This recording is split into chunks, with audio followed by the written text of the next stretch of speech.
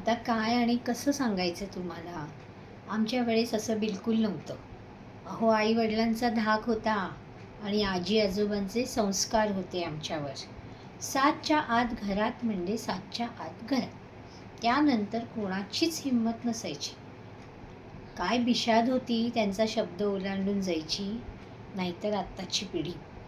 अहो, त्यांना एवढंसं सुद्धा सांगायला नको, की लगेच फुगून बसतात आणि इतका त्यांच्या डोक्यात राग जातो ना, की काय करतील याचा नेम नाही.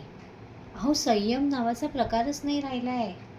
अहो, सांगायला नको का आई-वडील म्हणून? पण त्यांना कळेल तर शपथ ना. काय तर म्हणे त्यांना स्पेस हवी असते. आता ही कसली आली आहे स्पेस? आम्हाला नव्हती का गरज? पण आम्ही आई-वडिलांचं ऐकायचो. आई-वडिलांच्या शब्दाबाहेर आम्ही जायचो नाही. पण आमचं सगळं चांगलंच झालं ना. काय वाईट झालं आमचं? आता ह्या मुलांना कोण सांगणार?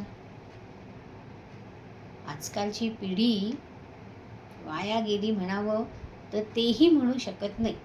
कारण शेवटी आपलीच पोरं असतात ना.